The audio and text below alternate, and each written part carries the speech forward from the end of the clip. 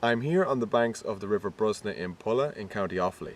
Pulla is a small village situated between two bodies of water, the River Brosna to my right and the Grand Canal, which is about a kilometre up to my left. The impact of the River Brosna on Pulla has been huge. The bridge behind me wasn't built until 1932, so Pulla was cut off to the south until then. On top of that, the river would flood between Ferban and Rahan every year between September and March until the drainage scheme in the 1950s. So until then, the fields to my left and to my right would be under several feet of water.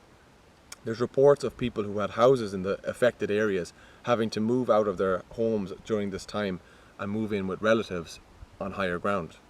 Life was hard for the people of Pulla at that time, but they adapted. About 3 miles upriver there's a place known as the Three Rivers, where people used a small wooden bridge, known as the Black Bridge, to cross the river and get to Ballycumber.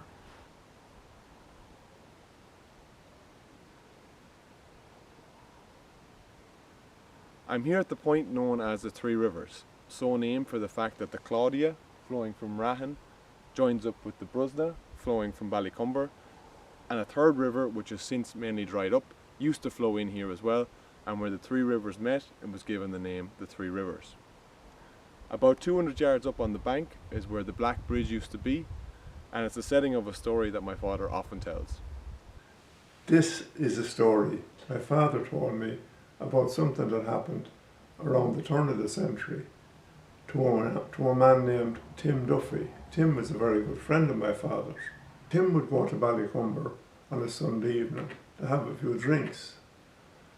And as there was no pub in Pulla at that particular time, and the only way out of Pulla was across a temporary bridge that was built up near the Three Rivers called the Black Bridge. It was only about 2 foot wide with 2 barriers each side of it. Tim arrived in Ballycumber and had his few drinks, and he decided to come home around 11:30.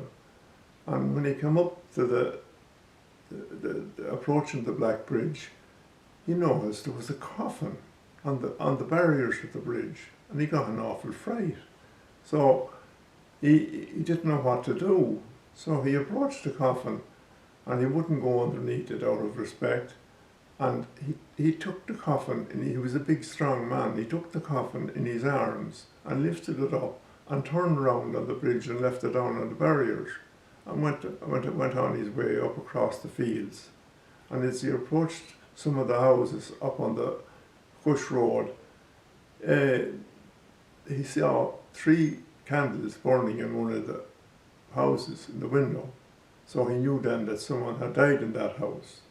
And he didn't discover until the following day that the undertaker had arrangements with the family to collect the coffin around 11:30. The undertaker seemingly couldn't wait, and he left the coffin on the bridge. But that's what happened, and it was an awful experience for poor Tim, God rest him.